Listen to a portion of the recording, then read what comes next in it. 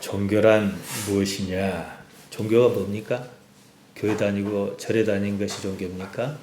그러면은 왜 다니느냐? 왜 절에 가야 하고 교회 가야 하느냐? 생각해야지요. 종교란 삶을 이해하자 이겁니다. 어째서 이런 삶이 이렇지? 왜 나는 이런 삶을 살지? 이겁니다. 그래서 일단 교회 나왔으면 교회, 즉 성경이 말하는 예수님께서 말씀하신 복음의 이치가 무엇인가 이것을 터득해야겠다. 그 기준 하나로 살아야겠다. 이런 무엇이 있어야 합니다. 이게 종교의 목표예요. 흔히들 말합니다. 종교 그러면 교회 간다. 신앙인이다 그러면 착하다든지 뭐 겸손하다든지 성실하다든지 남을 뭐 치근히 여긴다든지 뭐 빠지지 않고 출석한다든지 거짓말하지 않는다. 이런 것을 생각합니다. 그것은요. 이치가 아니에요. 이치를 터득하면 자연히 그럴 수 있을 뿐입니다. 반응이지요. 또한 그러다 보면 이치를 터득하기도 한다. 이 정도입니다. 종교의 이치에 접근하지 못하면은 종교적 가치를 오해합니다. 막연히 사회 통념이 요구한 어떤 기준이 종교적 가치인 줄 알아요. 교회에 다니는 사람은 뭐 어찌해야 한다. 목사는 어찌해야 한다. 그러지 않습니까? 그런 건 중요하지 않아요. 제가 목회 초기에 89년인가요? 교회를 막 개척하고 또 얼마 지났습니다. 본의 아니게 프라이드라는 소형차를 운영을 했습니다. 물론 타인과 비교해서 어떻게 했는가 싶어서 그러겠지만 욕 많이 먹었습니다. 전도사가 고급 세단 승용차를 갖고 다닌다고 막 그래가지고. 근데 그런 건 중요하지 않습니다. 왜냐? 그러면은 어떤 사람들은, 어떤 목사들은 쉴 새 없이 해외여행 왔다 갔다 합니다. 그 표 안 나는 일로 한다 이거지요. 그런 건 중요하지 않아요. 다만 무엇이든지 간에 그 가치를, 그 사람의 삶이 가치를 침해하느냐 안 하느냐 이게 중요한 거예요. 그래서 사람들은 그래요. 뭐 교인이 어찌해야 된다. 목사가 어찌해야 한다. 나름대로 어떤 기준이 있다고요. 대개 이런 것은요. 종교적 가치나 이치를 말하는 게 아니고 윤리적 기준, 그 사회가 보는 통념적 기준을 말하는 겁니다. 물론 종교의 가치는 이런 기준을 포함합니다. 하지만 윤리적 어떤 기준이, 그 사회가 요구하는 통념적 기준이 종교가 추구하는 이치는 아닙니다. 그러면 우리 기독교 이치 뭘까요? 십자가입니다. 사도 바울은 이렇게 말했습니다. 빌립보서 4장 12절입니다. 내가 비천에 처할 줄도 알고 풍부에 처할 줄도 알아. 제가 조금 전에 말씀드린 대로 한다 그러면 득도했다. 기독교의 이치를 내가 깨달았다. 그래서 모든 일에 배부르며 배고픔과 풍부와 궁핍 일체의 비결을 배웠노라. 어떤 사람은요, 부자기 때문에 교만한 사람이 있어요. 어떤 사람은 가난해도 교만한 사람이 있어요. 다 나쁩니다. 기독교적 이치, 예수님께서 말씀하신 복음의 이치를 깨닫지 못하면 그럽니다. 사도 바울이 빌립보서 4장 12절에서 말하는 일체의 비결을 배웠노라. 무슨 비결입니까? 삶의 비결. 비천과 풍부와는 상관이 없다 이 말이에요. 바울이 말하는 비결, 십자가입니다. 고린도전서 1장 18절에서 말했습니다. 십자가의 도가 멸망하는 자에겐 미련한 것이요 구원을 얻는 우리에겐 하나님의 능력이라. 십자가가 뭡니까? 모양상으로는 로마 당국이 이방인을 사형시킬 때 쓰는 사형틀입니다. 그럼 십자가에 달린 사람은 뭘 하겠습니까? 아무것도 할 수 없어요. 손도 못 움직이고 팔도 못 움직이고 고통스러우니까 울부짖다가 죽는 것밖에 할 일 없어요. 그러니까 십자가는 뭐냐? 우리가 십자가를 걸어뒀단 말이에요. 나 없다 이 말이에요. 나란 건 거기에 체면도 없어요. 십자가에 그냥 곱게 달리게 하시다니 홀딱 벗겨가지고 최대한 수치를 주고 침 뱉고 이 손바닥으로도 안 때려요. 이 사람들은 맞을 자기 손등으로 때려요. 이건 더러워지면 안 되니까. 최대한 수치 주고 최대한 고통 주고 그리고 죽여요.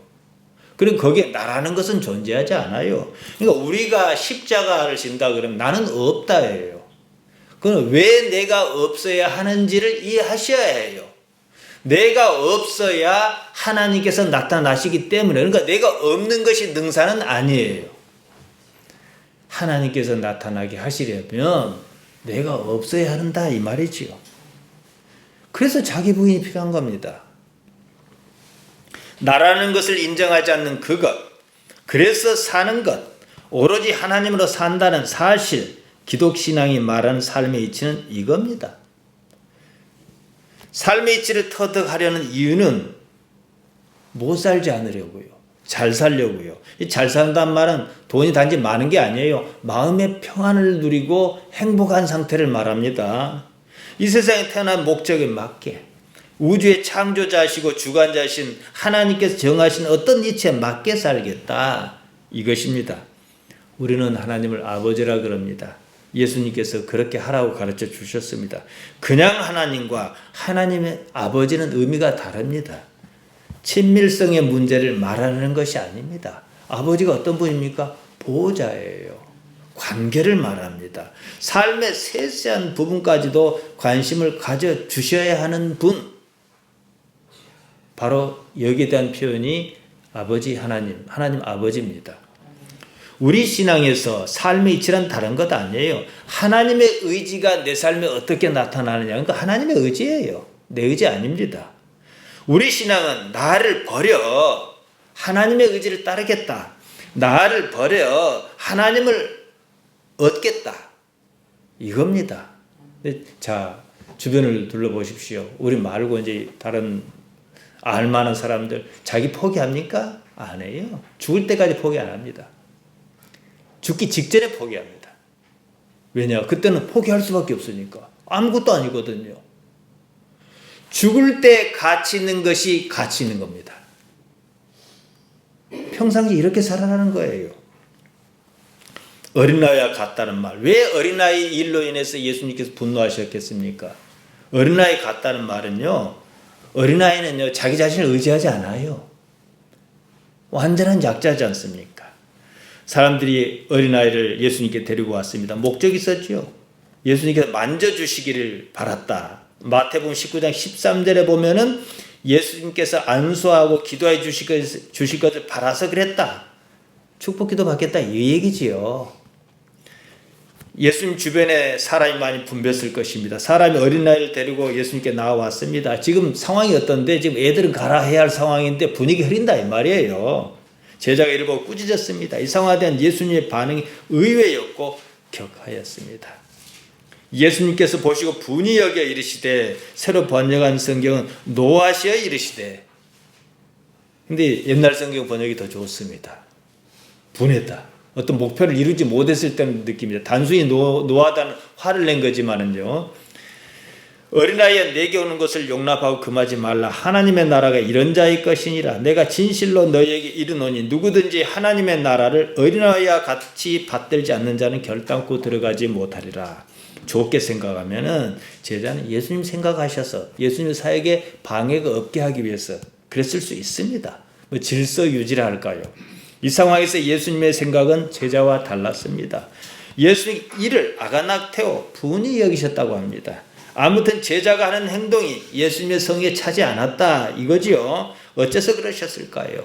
하나님의 나라가 어린아이와 같은 자의 것이다. 어린아이와 같이 하나님의 나라를 받들어야 한다. 이게 요지입니다. 천국 백성을 너희가 왜 막느냐? 지금 이 말씀이시거든요. 하나님의 나라와 어린아이 일단 따로 나눌 수는 없는 관계입니다. 흔히들 어린아이에 대해서 순결하니 겸손하니 신뢰하니 보통 주석책에 이렇게 써져 있어요. 물론 맞습니다. 그렇다면요, 순결하고 겸손하면 하나님 나라의 백성입니까? 이거 생각해 봐야지요. 어린아이가 무엇을 어찌 알고 하나님을 신뢰했다는 말일까요? 교회 나온 아이는 그렇다 치고 절에 나가는 아이는 어떻게 합니까? 예수님께서는 어린아이 또는 어린아이와 같이 하나님 나라를 받드는 자라 그러셨습니다. 어른이 어린아이와 같을 수는 없어요. 어린아이의 상태로 되돌아갈 수 없습니다. 그렇다면 어린아이가 무엇과 같아야 하는지 지금 이거 생각하셔야 합니다. 어른이 아이에 대하여 잘못 알고 있는 사실이 있습니다. 아이는 아직 어리기 때문에 뭐 의식조차 없는 줄 알아요. 다 생각이 있습니다. 아이는 단지 어린이라고는 사회와 소통하는 프로토콜에 익숙치 않습니다. 아직은 미처 다 배우지 못해서 그 기술을 배우지 못한 거예요. 아이가 무엇을 배우는 것은 어른이 가르쳐서 그런 거 아니에요. 스스로 배웁니다. 그 때문에 어른은 습관적으로 아이의 인격을 무시합니다. 아이도 어른과 동일한 인격체라는 사실을 생각하지 않아요. 아이가 아무리 어려도요, 자신의 존재 가치를 담고 있는 정체는 개별적으로 다 소중합니다. 모자라지 않습니다. 부모가 아이보다 나은 점이 뭔지 아십니까? 돈 많은 거예요. 힘이 세다는 것이에요. 세상을 사는데 기술을 더 많이 알고 있다는 겁니다. 오래전에 조카네 집에 갔습니다. 함께 저녁 식사를 하는 중이었어요. 요즘 특히 사내아이들 밥 먹이는 일도 보통 아니에요. 엄마는 아이가 어째서 제때 밥을 먹어야 하는지 압니다. 아이는 배가 안 고프다는 거죠. 모르지요. 그래도 엄마는 한 소끔 먹이려고 그래요. 그래서 힘들지요. 하루 종일 전쟁이지요. 그러다가 아이가 식탁에 물을 탁 엎질렀습니다. 그러면 엄마는 되게 그러면 못 써 하고 말합니다. 아이는 왜 이것이 못 쓴지 몰라요. 아이는 말귀를 못 알아들어요. 물을 엎지르면 못 쓴다는 사실은 엄마가 그러면 못 써라고 말했기 때문이 아니에요. 엄마가 싫어하기 때문이에요. 아이는 엄마의 행동과 주변 반응을 봅니다. 그리고 이제 하나씩 이러면 이 사회에 적응해 가겠구나. 배워가는 거예요. 물을 엎질렀더니 엄마가 허겁지겁 아이 몸을 닦습니다. 그럼 아이가 어떻게 생각할까요? 왜 다 그럴 거 아니겠어요? 이거 엎지르면 여러 가지 복잡한 일이 생기는구나. 알 것 아니겠습니까? 이게 더 중요하다는 거지요. 아이는 그런 엄마의 태도와 움직임을 봅니다. 무엇이라고 말할 수는 없지만 아이는 엄마의 동작에서 많은 정보를 얻습니다. 엄마에게 무엇이 가장 중요한지 우선순위도 알아차립니다. 엎질렀는데 좀 뜨겁단 말이에요. 얼른 허겁지겁 와서 아이를 닦고 먼저 그 다음에 뭐예요? 식탁 닦아요.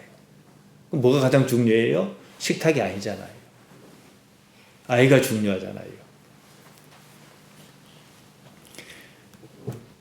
엄마는 그런데 말이에요. 상황에 따라서 엄마는 식탁을 먼저 닦는 거예요. 그럼 어떻게 해요? 엄마는 식탁에 물 베는 걸 좋아하지 않는 것 같아요. 그러니까 저 센 사람에게 잘 보이려면 식탁에 물을 흘리지 말아야지. 이게 더 중요한 거예요. 그런데 지금 엄마가 자기를 가장 먼저 살핍니다. 당장 왜 그러는지 이유는 몰라요. 알 수 없어요. 그런 경험의 기억은 뇌리에 박힙니다. 이제 이러다 보면 어떻게 해요? 도덕률로 자리 잡아요. 나도 남한테 어떠한 일은 하지 말아야지. 이런 일은 괜찮겠다. 가르쳐서 하는 게 아니다 이거지요. 사고가 나면 제일 먼저 사람을 살피는 일도 그런 알고리즘에 따른 반응입니다. 말이 아니에요. 몸입니다. 가르치는 것 아닙니다. 단지 보여주는 것이어야 해요. 여러분이 기억나실는지 모르겠습니다만은 유년 시절 한번 회상해 보십시오. 부모가 했던 말은 별로 기억이 없어요. 어떤 장면만 기억에 남습니다. 영화에서는 그런 걸 뭐라 합니까? 미장센이라고 그럽니다. 감독은 어떤 장면을 통해서 우리에게 말하려고 그래요. 그래서 분위기를 만들어줍니다. 이건 영어로도 번역이 불가능하고 한국말로도 불가능한데 프랑스 말로 미장센이라고 그래요. 아이는 삶을 경험합니다. 그러면서 성장합니다. 경험의 방향이 자리를 잘못 잡았을 때 잘못의 늪에 빠집니다. 그러면 어떻게 해요? 삶이 꼬이지요. 불행하지요. 바로 이것이 성경에서 말하는 죄 하마르티아입니다. 무엇이 문제인지 모르는 불행을 겪는다는 거지요. 아이를 그렇게 만든 일차적인 책임은 가장 가까운 사람에게 있습니다. 부모지요. 아이에게 부모는 일차적 타자며 작은 단위의 사회 구성원입니다. 불행은 현실 세계에서 삶이 꼬인 거지요. 하마르티아입니다. 잘못 사는 거예요. 예수님께서 말씀하셨습니다. 요한복음 16장 9절에서요. 죄에 대하여면 저희가 나를 믿지 아니하며 되게 이 말씀을 관념적으로 이해해요. 하마르티아가 왜 있냐? 내가 하는 말을 따라 하지 않았거나 내가 하는 말을 알았던 몰랐던 내가 하는 말대로 살지 않아서 죄다 이 말이에요. 그래서 불행하다는 뜻입니다. 요한복음 8장 24절에서 말씀하셨습니다. 너희가 만일 내가 그인 줄 믿지 아니하면 너희 죄 가운데서 죽으리라. 방법이 없다. 방법 개선이 없다. 교회 나와도요. 아까 제가 서두에 이치를 말씀드렸습니다. 예수님의 복음이 말하는 이치를 따라 살지 않으면 하마리티아가 사라지지 않습니다. 계속 불행, 또 다른 불행. 이거 하나 극복해내면 또 다른 불행. 삶이 점점점 나아져야 하는 거예요. 어떻게 나아져요? 마음이 평안한 쪽으로. 그 죽을 때는 뭐예요? 다 내려놨으니까 고요해져야 돼요. 죽으려고 그러니까 검은 옷 입은 사람이 왔다 갔다 하고 삶이 복잡하고 원한 맺힌 것도 있고 이러면 잘못 산 거예요. 죄의 결과가 뭡니까? 죽음이지요. 바울은 죄의 싹은 사망이다. 로마서 6장 23절에서 그랬습니다. 죽음이란 창조주 하나님과의 단절을 말합니다. 몸을 더 이상 사용할 수 없는 상태가 아니에요. 하나님과의 연결이 끊긴 상태입니다. 어린아이가 부모를 잃었을 때 느끼는 공포는 사람의 죽음이 어떤 상태인지를 보여주는 좋은 예입니다. 지옥은 한마디로 사람의 정체를 담는 의식이 고통을 느낀다 이 개념이에요. 이 세상이 천국이고 이 세상이 지옥이에요. 생각해 보십시오. 이 세상에서 나쁜 일, 어려운 일, 무서운 일 한 번도 겪지 않는 사람에게 지옥을 설명할 수 있을까요? 뒤집어서 이 세상에서 단 한 번도 좋은 일을 경험하지 못한 사람에게 천국을 설명할 수 있을까요? 지금 이 얘기입니다. 죄라는 말 하마리테합니다. 화살 같은 것이 관역을 잘못 맞췄다 그겁니다. 한마디로 뭔가 상황이 좋지 않는 거예요. 이런 잘못 꼬인 현실로부터 벗어나려면 예수님을 피스티오 신뢰해야 한다. 우리는 믿는다라고 번역했습니다. 이 예수님 믿는다는 말이 무슨 뜻입니까? 이 말에 대한 정의를 분명히 가지고 있어야 헷갈리지 않습니다. 대개는 예수를 믿는다 그러면 주변 일 갖고 이해하려고 합니다. 교회 다니는 것, 예배 참석하는 것, 기도하는 것. 그런 것은 부수적인 것이지 본질적인 게 아닙니다. 예수님과 생각이 같아져야 하는 거예요. 사람의 아들 그분이 어떤 가치로 세상을 사셨는가? 십자가에 달리셨는데 왜 십자가에 달리셨는가를 이해하고 나도 그런 삶을 살겠다는 거예요. 예수님께서 한 곳에서 기도를 마치셨을 때입니다. 제자 중 한 사람이 예수님께 나와 이리 요청했습니다. 누가복음 11장 1절을 보고 말씀드립니다. 예수께서 한 곳에서 기도하시고 마치시매 제자 중 하나가 여짜오되 주여 요한이 자기 제자들에게 기도를 가르친 것과 같이 우리에게도 가르쳐 주옵소서. 그럼 그 전에 안 가르치셨다 이 뜻이에요. 이미 너는 이렇게 기도라고 가르치셨다면 이런 말 안 하지요. 그러고 나서 우리가 주기도문이라 하는 내용을 말씀하십니다. 제자가 기도를 가르쳐 달라 했던 것은 기도를 무슨 특별한 우리 흔히 말하는 종교적 의식행위 이렇게 생각했다는 뜻이기도 합니다. 기도를 신령한 일로 보았다. 마태복음 6장과 비교해서 보면은 남보다 잘난 나를 구원하겠다 이거예요. 여러분도 그러지 않습니까? 사실은요. 사람이 여러 사람이 있다 보니까 대표 기도를 하다가 말문이 막히고 이것은 생리적 반응이지 잘하고 못하고가 아니에요. 그냥 말문 막히면 안 하면 그만이에요. 근데 어떤 사람은 어떻게 생각할까? 자기가 기도해놓고 오늘 내 기도 참 잘했어. 자기 감정에서 혼자 은혜 받았고 다른 사람은 은혜도 안 받았는데 또 기도로 남을 가르치려고 그래. 대표 기도가 뭡니까? 여러 회중이 참여한 누구나 할 만한 기도를 하는 거예요. 대표로. 유대인이 그랬습니다. 마태복음 6장에 보면은요. 유대인은 남이 보는 데서 기도하기를 좋아했어요. 해당 어귀에서 기도하고 나는 이렇게 신령한 사람이야. 하나님과 친한 사람이야. 전 아무개 목사는 하나님과 친하다는 표현을 하기 위해서 하나님 까불면 나한테 죽어 이랬어요.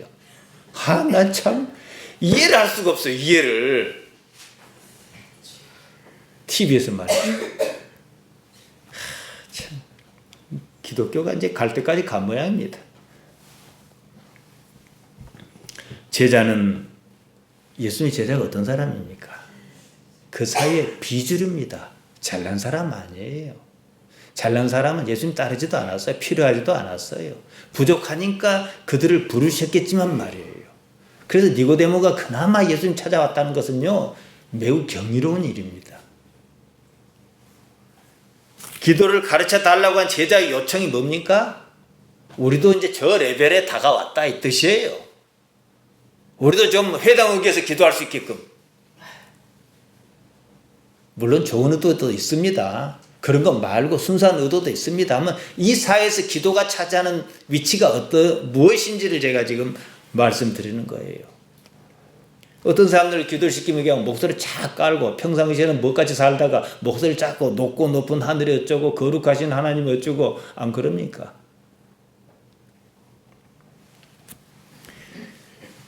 아무튼요, 예수님께서는 제자가 기도를 가르쳐 달라고 말하기 전에는 어떻게 기도하라고 특별히 가르치지 않으셨다. 이겁니다. 기도를 왜냐? 삶의 일부로 보셨다는 거예요. 그러니까 여러분, 기도는 치장할 게 없어요. 있는 그대로, 우리가 흔히 하는 대로. 그냥 특별히 개인 기도할 땐 더 그렇지요. 그냥 내 소리 하는 거예요. 하나님 앞에 모셔도 앉혀놓고 내가 그 앞에서 말씀드린다 생각하고 이것이 더 은혜스러운 거예요. 기도를 예수님의 삶의 일부로 보신 거죠. 특별히 날 잡아서 한다거나 특별 기도를 한다거나. 특별 기도, 뭔 특별 기도가 필요합니까? 일반 기도가 훨씬 중요한 거예요. 양도 많고 길이도 길어요. 기도로서 나 잘나 보이려 하지 말고 삶이라는 보편적 틀 안에서 봐야 한다는 거예요. 삶이 기도해야 해요. 제가 여러분께 무엇을 주문합니까? 항상 하나님을 생각하라는 거예요. 좋으면은 하나님, 제가 뭔데 이 딸에게 이것을 주십니까? 또 살다 보면 마음에 안 맞는 얼척없는 일이 있어요. 하나님, 이해를 못 하겠습니다. 아버지, 왜 이런 일이 제게 있을까요? 이유가 있겠지요. 제가 모를 뿐이지요. 끊임없이 질문을 던져야 해요. 끊임없이 대화를 해야 해요. 그래서 어느 순간까지요, 하나님께서 난지 내가 하나님인지 모를 정도로 해요. 예수님을 믿는다는 것은요, 어떻게 기도하느냐 이것 아닙니다. 어떻게 사느냐예요. 예수님께서 가르쳐 주신 기도는 어떻게 살 것이냐 내용을 담고서 기도를 어떻게 할까요? 누가 저에게 물어요. 주기도문대로 하라 이거예요. 주기도문 그대로 따라서 하면 살만 붙여요. 기도는 삶의 방법을 잃지 않게 합니다. 우리가 성경을 읽을 때 잊지 말아야 할 관점이 있습니다. 어떻게 살 것인가 이 관점입니다. 어떻게 살아라는 것인지 하는 의문을 가지고 성경을 읽어야 합니다. 그리고 거기에 대한 답을 찾으려고 애써야 해요. 명색이 종교 아닙니까? 다른 가치 아니에요. 도덕 강조 아닙니다. 그때 우리는 죄라고 하는 하마르티아라고 하는 불행의 늪을 인식하고 거기서 벗어날 수 있는 거예요. 이 가닥, 이치를 잡지 못하면요 고생 많이 합니다. 무엇이 삶을 잘못 살게 했느냐는 거예요. 무엇이 하마르티아에 빠져 살게 했느냐 이겁니다. 잘못의 결과가 뭐예요? 불행입니다. 이것이 하나님과 단절을 초래합니다. 사람의 가장 큰 불행은 사람을 있게 한 존재의 근원이신 하나님과 단절입니다. 존재간 연결이 끊긴 거죠. 우리가 죽음이다 말하는 그겁니다. 비교와 평가가 사람을 버려놨습니다. 남이 알아주는 나로 살아온 거예요. 그것이 사람을 불행에 빠뜨리는 잘못의 근원입니다. 우리가 죄라고 말하는 그것이에요. 남이 알아주는 나, 남이 평가하는 나는 나의 가짜입니다. 허상의 존재지요. 그런 나는 남이 알아주지 않는 순간 사라져버릴 존재입니다. 남이 없어도요, 나는 존재감이 있어야 해요. 아무도 남을 알아주지 않아도 나는 존재하는 능력이 있어야 해요. 그런 점에서 여러분은 아주 신앙적으로 좋은 여건을 갖고 있습니다. 아무도 알아줄 데가 없는 데서 신앙생활을 하니까 말이지요. 남이 알아주든 말든 나는 존재해요. 실제 진전입니다. 종교는 바로 이것을 찾으랍니다. 안타깝게도 종교조차도 실제 존재를 말하면서도 가짜 존재에 빠지게 하는 경우가 많습니다. 구조적으로 좀 취약합니다. 예수님께서 가장 싫어하셨던 게 뭔지 아십니까? 외식이에요. 죄인과는 밥을 같이 먹었어도요, 외식하는 사람과 상종하지 않으셨습니다. 죄인은 고치면 돼요. 남이 알아주는 것에 존재 가치를 둘 때 나의 실존은 사라집니다. 남의 평가에 의존하는 그러한 존재는 존재 가치가 없는 허존입니다. 지금 이것은 많은 문제를 일으킵니다. 예수님을 믿는다는 것은 자신의 거짓 존재를 버리고 진짜 존재로 살겠다 이겁니다. 우리는 우리의 진짜 모습을 어디서 찾습니까? 어린아이에게서 찾을 수 있어요. 어떤 사람이 자기 아이를 예수님께서 만져주시기를 바라고 안수기도 해주시기를 바라고 축복하여 주시기를 바라고 예수님께 데려왔습니다. 그때 모인 사람이 많았을 것입니다. 한가했을 것 같으면 제자가 아이를 데리고 온 사람을 나무라지 않았을 거예요. 성경은 제자가 아이를 데려온 사람을 꾸짖었다 그럽니다. 제자의 위세도 있어요. 이것도 외식으로 작용하지요. 이게 무너졌을 때 사도행전의 제자의 모습이 나타나는 겁니다. 예수님께서는 의외의 반응을 보이셨습니다. 성경 예수님께서 그런 제자 행동을 분이 여기셨다. 나무라셨다고 합니다. 하나님의 나라가 이런 자의 것이다. 이러셨어요. 마가복음 10장 15절입니다. 내가 진실로 너희에게 이르노니 누구든지 하나님의 나라를 어린아이와 같이 받들지 않는 자는 결단코 들어가지 못하리라. 어린아이가 하나님 나라를 받들고 있다는 예수님 말씀에 주목합니다. 어린아이가 지금 어떻게 하나님 나라를 받들고 있습니까? 예수님께는 그리 어떤 것을 보시고 그러셨겠지만 지금 딱 이 순간만 놓고 보면 어린아이가 어떻게 받들고 있었어요? 그냥 있지요 거기에. 우리식으로 하자면 어린아이가 하나님 나라가 무엇인지 알긴 하겠는가 이 말이에요. 그렇다면 하나님 나라를 받드는 것과 어린아이에게 어떤 공통점이 있을까?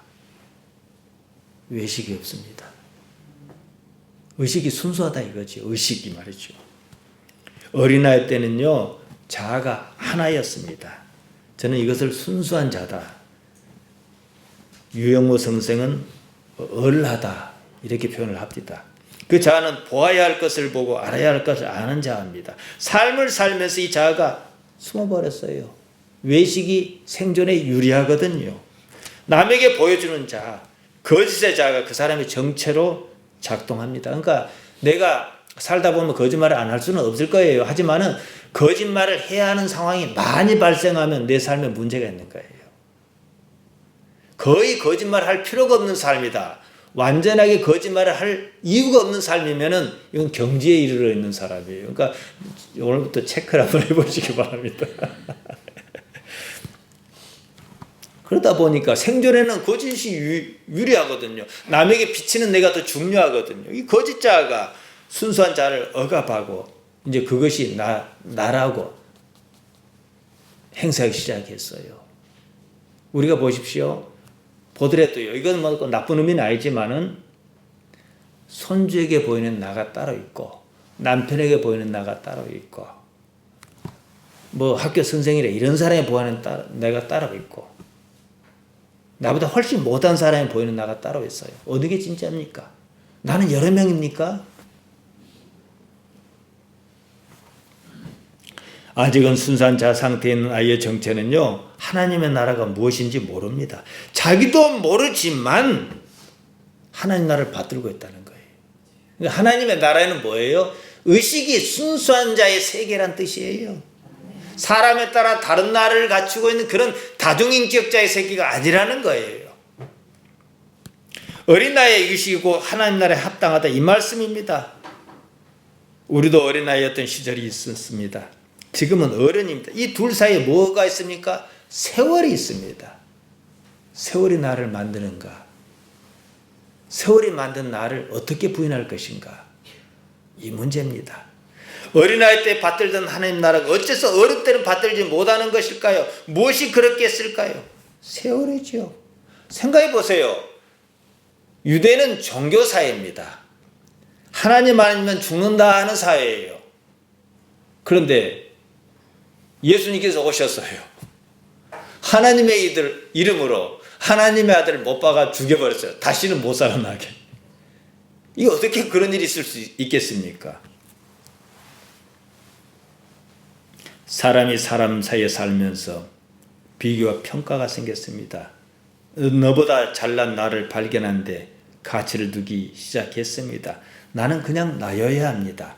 남이 보는 나가 그 자리를 대신해요. 외식이 발생합니다. 외식은 거짓의 나를 형성합니다. 외식이 정체를 왜곡해서 거짓자로 발전합니다. 어린아이 때는 그런 거 없습니다. 지금 우리는 거짓자를 죽이고 참다운 자를 회복해야만 합니다. 날마다 부인하고 십자가를 져야 하는 실체는 나의 거짓자입니다. 남에게 보이는 납니다.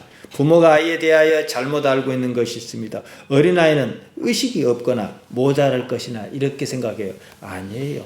마찬가지로 다 의식이 있습니다. 자기 생각이 있어요. 다만 언어 능력과 소통 수단이 모자라기 때문에 자기 의사를 밖으로 나타내기가 어려워요. 사람 사이에 살면서 그 기술을 배우지요.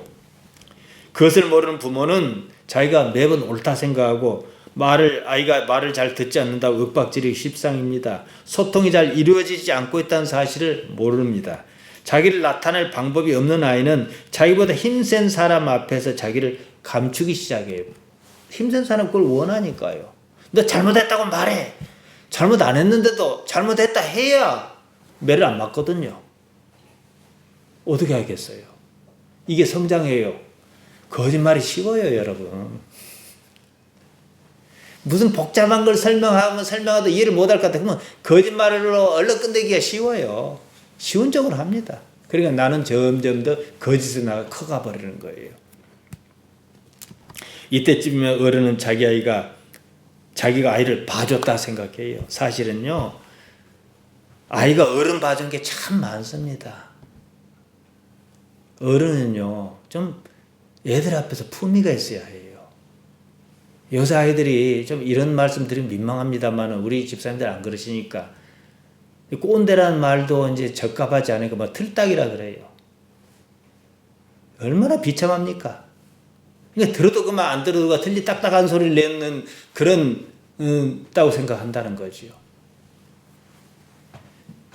어른 체면 생각에서 아이가 말을 못하는 게 정말 많습니다. 아이와 접촉이 많은 학교에서 특히 이런 일이 자주 발생해요. 아이는 다 아는데 어른만 모르는 경우가 허다합니다. 이때 아이는 두 가지 정체를 가져요. 원래 나, 그리고 자기보다 힘센 어른에게 보여주는 나가 따로 있습니다.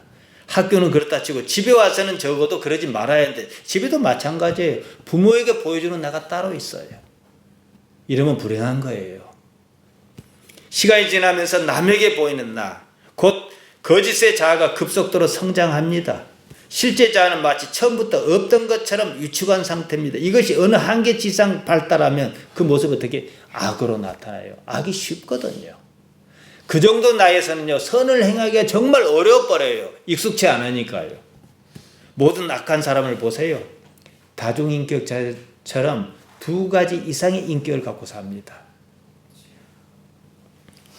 이처럼 한 사람의 불행은요, 어른에게 시작한 일입니다. 아이에게 시작한 일이 아니에요.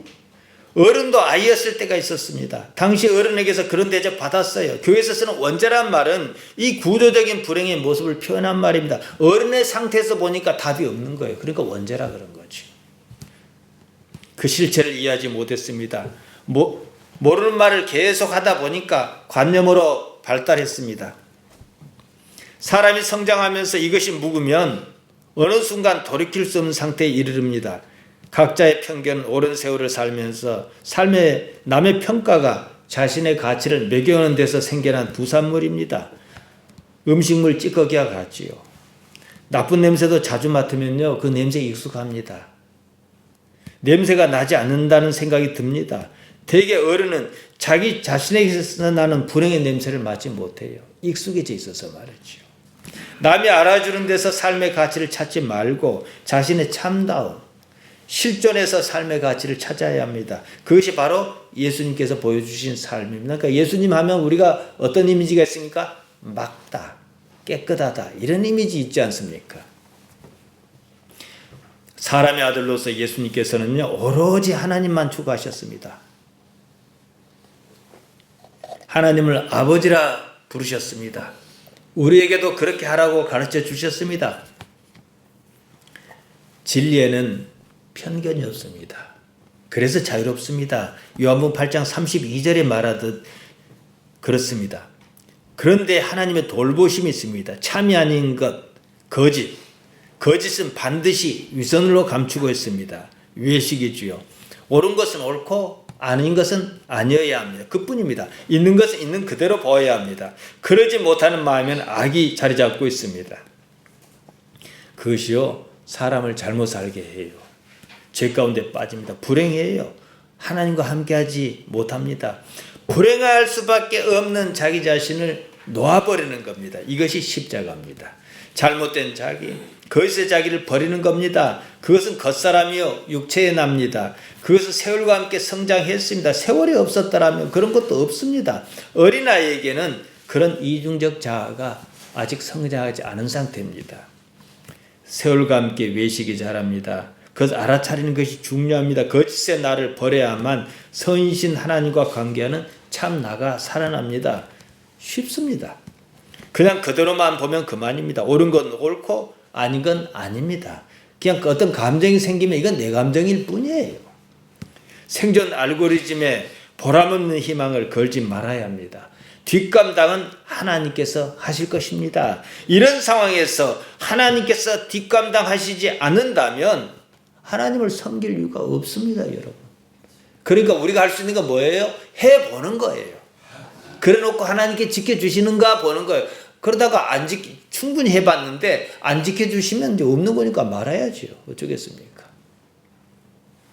대개는 해보지도 않고 포기합니다. 그만큼 자기가 무너지는 것을 두려워해요. 싫어합니다. 어른일수록요, 뻔히 아닌 줄 알면서도 그대로 말한 대로 그대로 가는 수가 참 많아요. 대형 사고가 터지기 전까지는 결코 그만두지 않습니다. 잘못을 인정하지 않으려는 특성이 있습니다. 그 자체가 자기 정체를 부정하는 일이라고 여기기 때문입니다. 아니, 자기가 잘못했으면 여보 내가 아까 잘못했어 하면 되는데 안 해요. 그러면 뭉개질 것 같아서. 자식에게도 마찬가지. 아까 내가 생각해 잘못했더라. 이 말 안 해요. 그걸 뭐라고 이런 표현하니까 자존심이라는데 그건 자존심 아닙니다. 자기를 부정해도 아무런 문제 없습니다.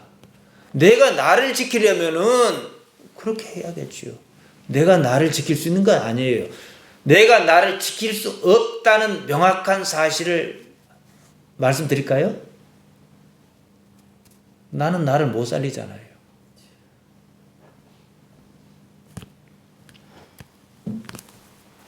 그러면 자기란 존재가 사라진다고 생각하는데요. 죽는 줄 안다고 생각하는데 아닙니다. 자기를 버려야 합니다. 이게 십자가입니다. 앞서 보았습니다만 왜 유대인은 십자가를 꺼리고 이방인은 미련하다 했겠습니까? 자기가 자를 지킬 것이라고 생각한 사람에게 십자가는 미련한 것이고 거리끼는 것이에요. 구원을 얻는 사람에게는 어째서 하나님의 능력이라고 했겠습니까? 그래도 자기 십자가를 지르는 사람이 별로 없어요. 그만큼 자기라는 것, 거짓에 자기가 강하기 때문에 교회가 교회 유지가 목표가 되고 그러다 보니까 어떤 게냐면은 오히려 외식을 부추겨갖고 교회를 유지하려고 그래요. 이 현실적으로 그렇습니다. 이 위험합니다. 저는 저의 삶을 쭉 지켜봤습니다. 자리를 안 바꿨으니까 한 자리에서 똑같은 방식으로 26년 지나도록 저를 지켜봤습니다. 제가 무엇에 민감한가 생각했습니다. 신앙인으로서, 목사 말고 신앙인으로서 제가 잘하는 일이 하나 있습니다. 저는 포기를 참 잘합니다. 아파도 포기합니다. 아무리 기대가 크고 아무리 공을 들여온 일을 할지라도 그것이 아니다 하는 순간 포기합니다. 괴롭지요. 그래도 포기해요. 이게 제 능력입니다. 기존에 해온 일을 고집하지 않습니다. 이건 인격의 문제가 아니에요. 저의 삶에 개입하여 계시는 하나님을 무시할 수 없기 때문입니다. 막상 하나님께서 중요하시냐 아니면 무엇이 중요하냐 할 때 이 부분을 무시할 수 없거든요. 그러면서 또다시 저희 삶을 지켜봅니다. 이 삶에 하나님께서 어떻게 나타나시려는가. 그리고 제 인생을 길게 보면 항상 좋았어요. 더 좋아지고 있어요. 저는 옛날로 돌아가고 싶은 생각 눈꽃만큼도 없습니다. 지금이 더 좋은데요. 체면이나 여러 가지 요인이 우리 자신의 행동에 압력을 가합니다. 마음이 거기서 얻을 유익에 쏠려 있기 때문에 오로지 남이 알아주는 나, 그건 실체가 없는 허상의 나를 지키기 위해서 우리는 모든 노력을 다해요. 거짓입니다. 악의 시발입니다. 바울은 데살로니가전서 5장 22절에서 악은 모든 모양이라도 버리라 그랬습니다. 자, 악은요 개념입니다. 무엇이 악하면 그냥 복잡해져요. 그냥요 악이 어디서 시작하는가 보면 돼요. 외식에서 시작합니다.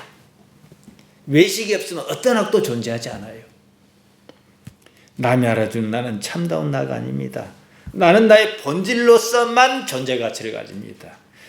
거짓은 말 그대로 거짓입니다. 실체가 없어요. 실존이 아닙니다. 진짜 나라고 하는 존재는 단지 존재하는 그것으로 가치를 지닙니다. 살아있다는 거지요. 모든 치장을 걷어내 진짜 나의 모습이 드러나게 해야 합니다. 십자가에 달려 죽어야 하는 나는 지금까지 척해온 나입니다. 거치장으로 일관한 인격체는 자신의 거짓 실체가 드러나는 것을 두려워합니다.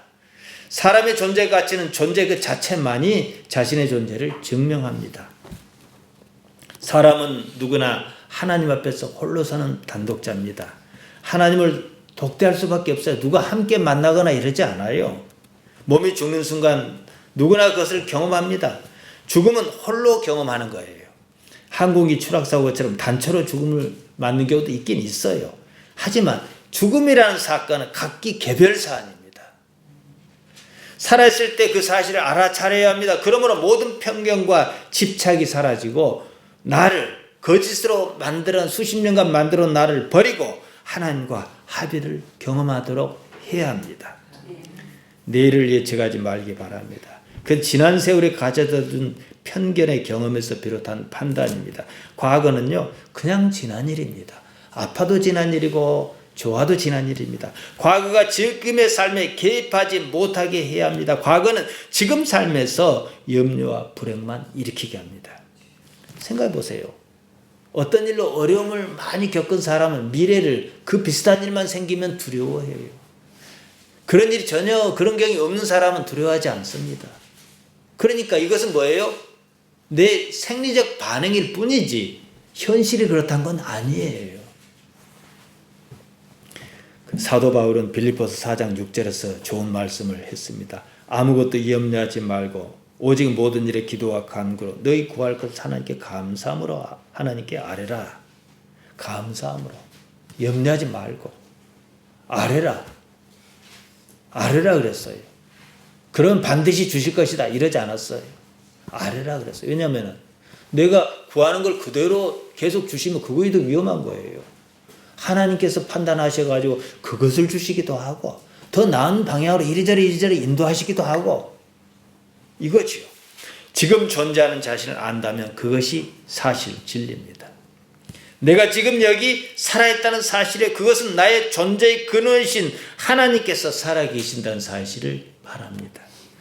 여러분이 지금 여기 살아있다는 사실에 주의를 기울이셔야 해요. 그러므로 하나님께서 살아계신다는 사실을 알아차릴 수 있기 때문입니다. 그때 여러분은 혼자가 아니라는 사실을 깨닫습니다.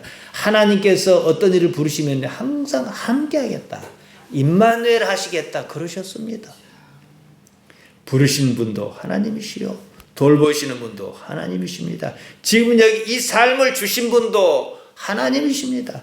이 사실과 하나님과 관계를 소중히 여겨야 한다는 거죠. 간단히 말씀드리면 나는 없다 하고 사세요. 하나님만 있다 하고 사세요. 그래놓고 내 삶이 어떻게 변화한지를 보시라는 거예요. 물론 삶에 내가 생각하고 꿈꿔왔던 것이 좌절당하면 마음이 좀 불편하지요. 그리고 말아야 해요. 그건 내 생각이 미치지 못해서 그런 것이에요. 더 좋은 것을 다른 방법으로 이것이 아니니까 더 다른 방법으로 주실지 어찌 알겠습니까? 아이 때의 본성을 회복하시기 바랍니다. 아이에게는 외식이 없어요. 자기를 지킨다는 개념이 없어요. 우리를 누가 지켜줍니까? 하나님께서. 내가 지킨 거 아닙니다, 여러분. 내가 나를 지키려고 그러면은 거짓이 필요해요. 본성을 회복해야 진실이 보입니다. 본성으로만이 하나님께 살아계신다는 사실이 보입니다. 그때 불행이 사라집니다. 내 인생은 내가 책임지는 것이 아니라는 사실을 알아야 해요. 그 때문에 나의 영혼이 비로소 안식과 자유를 누립니다. 구원이란 말은 소테리아 이 말입니다. 좋은 삶이에요. 특별한 의미 있는 말이 아니에요. 하나님 때문에 행복한 삶, 이게 구원입니다. 여기서 이루어진 구원이 완전한 세계로, 영혼의 세계로 나아간다는 사실 꼭 기억하시기를 바랍니다.